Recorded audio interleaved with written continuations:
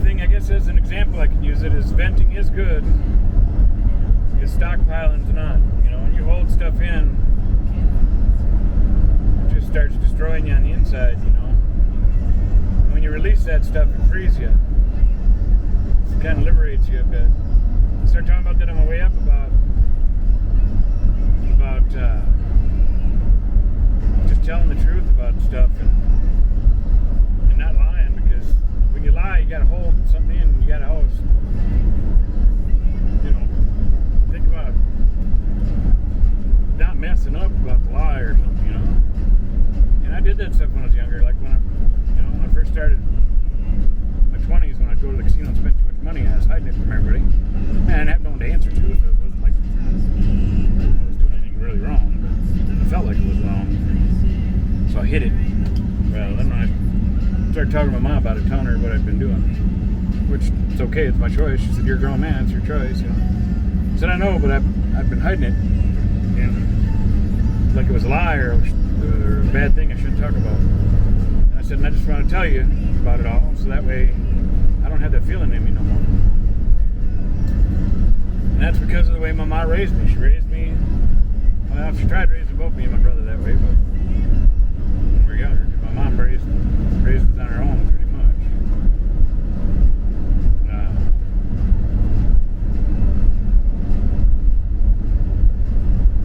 But she raised me to know I could talk to her about anything. Funny story. Good point. My mom said I could always talk to her about anything. She'd rather have me feel comfortable coming to her, telling her, "Hey, I was with some friends and this is a drug I tried, you know, or if I start doing drugs, tell her that, yeah, this is what I'm doing now, you know." She wouldn't scold me or scream and yell at me. She'd just talk to me about it and try to talk sense to me about it, you know, about, we all go through different things, and you're young and learning and wanting to party with your friends and stuff, but, you know, you know what that does to your body, or you know all these different things, you know. So she just discussed it with me. But because my mom raised me that way, I had a feeling all my life growing up that I could go to my mom about anything in the world. It didn't matter what it was. So, funny story. I was probably about 4 or 5 years old, I think it was, and my mom's friend was babysitting us. My mom, I think, went out on a date or something. It was after my mom had long divorced or something. Either that or she's working. She might have been working. She was working or out on a date. But my mom didn't date that often. And she was more concerned about being a good mom and stuff, you know. And she might have been working, because there's times that she had to work shifts at night, and, you know, we were too young to be alone all in the night. Anyway, my mom's friend was watching us, and my mom's friend was on the phone with somebody, and mind you, I'm 4 or 5 years old, and I overheard the word horny. So I asked, because my mom always raised me that I could ask any question. Nothing was forbidden to ask, you know, and which was wonderful. So I asked my mom's friend what that word meant. She was shocked when I said that word. And I asked her, "So what does horny mean?" She's like, "Don't you say that." I said, "Why?" I said, you know, and she said, "Don't you say it again." I said, "Well, tell me what it means." And she said, "If your mom heard you say that, you should wash your mouth out with soap." So I started saying it over and over and over. And I'm a little kid going, "Horny, horny, horny." And she didn't know what to do, so she says, "What do you think your mom would do if you said that word to her?" And asked her that. I said she would tell me what it means. And she couldn't believe that when I said that. You know, well, I quit saying it because I could tell it was really kind of freaking her out, you know. And so I did. I asked my mom later, the next day or something like that. I asked my mom what that word meant, because I told her her friend say it or something, you know. I said, "So what does horny mean, Mom?" Well, I'm a little kid. I was 4 or 5. I know I wasn't past kindergarten yet. I might have said that, but in preschool still. So yeah, I was either 4 or 5. And my mom, God, she had such great people skills, man. She was just a great mom on raising kids too. Because here I am at 4 or 5 years old, asking about a very adult word. When I asked her what the word horny meant, she thought about it. She said, "Well, I don't know if I should talk about this on YouTube, but this is me being me. This is not for kids." And she says, "Well, you know how when you wake up in the morning and you gotta go pee, and your thing's kind of hard on that?" And I was like, "Yeah." She said, "Well, it's kind of like that." So when I look back at that, how brilliant was that for her to explain that to me that way at my age? So she didn't get into the whole birds and the bees thing. She used it about when I had to pee in the morning, you know. So,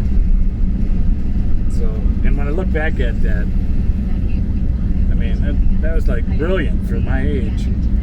I think that was the best way to handle that and give me an honest answer. She didn't lie to me. She didn't tell me the whole truth because I was too young for the whole truth, you know, at that age. You know.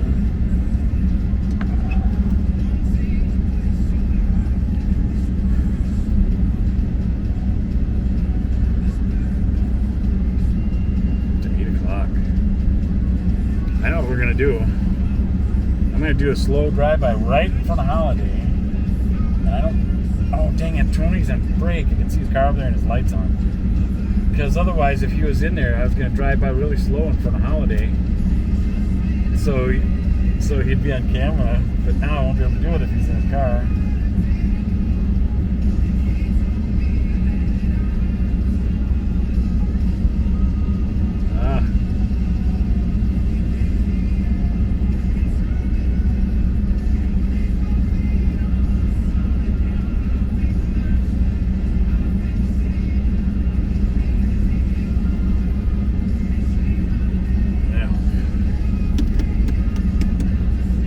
Late enough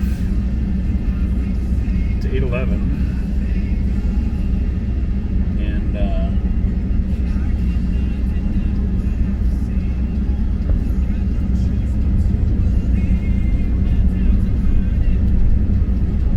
I'm tired. Maybe that wasn't Tony. I don't see his headlights there anymore. That wasn't Tony that was there, that was somebody else. I thought Tony would be working, but apparently Tony's not working.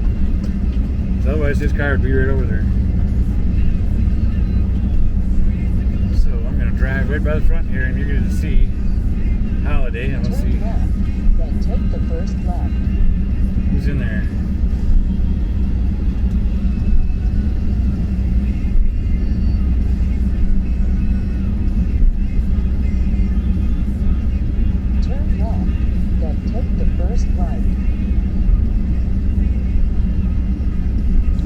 When I turn right here on the left-hand side out my window, you're going to see this place used to be a RV repair place, but they went out, sold up their stuff and shut down and went out of business.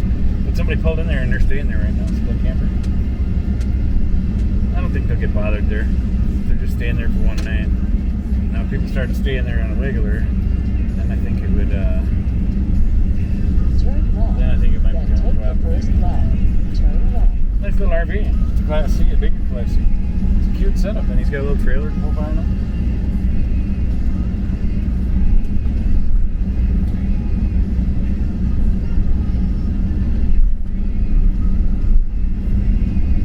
Okay, I'm going to pull into the Walmart lot here. Turn left on 12th Street The closer Southwest. one.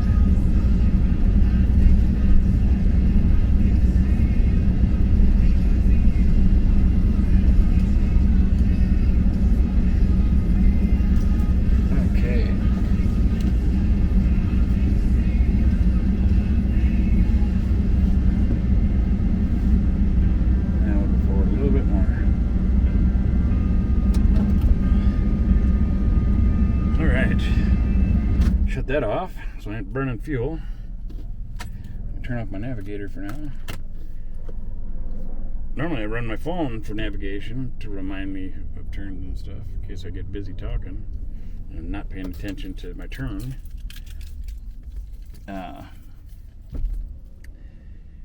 But it's been using up data, and I don't have my Wi-Fi hotspot anymore, so my data disappears fast on my phone. Then my navigation doesn't work, and I can't even look at Facebook without it taking forever. And I use Facebook to keep up with my good family, my mom's brothers and sisters, her side of the family. Their heart goes out to me about all this madness I've been going through. They talk about it a bit. They feel so bad, but they got lives to live too, and they're not like rich or nothing. They just feel terrible about it.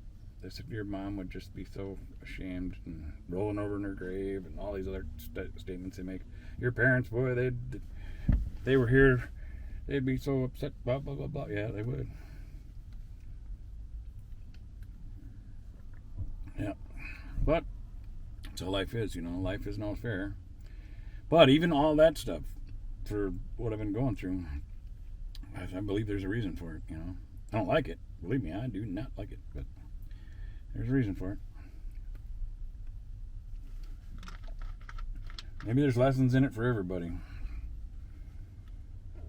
I think that both my stepsisters, I think they're going to learn some powerful lessons out of this. They might be in the process of that right now. I don't know, because they don't talk to me no more either. And then, that's my camera case that holds. This is the case that holds the camera that you are looking through right now. It fits in that little tiny slot. And I don't know if you can see in there, but in there is a wide angle lens that fits on the front with magnet. And then the other little thing in there is hooks to the camera, and then I can hook it to my phone if I want to use my phone as a bigger monitor when I'm filming or something. So that's kind of neat. I never do that though. It's nice to have that option though, especially if I'm going to set it up on a tripod, because then I actually got a bigger monitor to set up the shot and stuff instead of this little tiny 1-inch screen. Oh boy. I don't know. I got to hurry into Walmart because it's only a little after 8 and they're open till 11, but I should probably figure out what I want to get in there. I've got to get a whole lot, but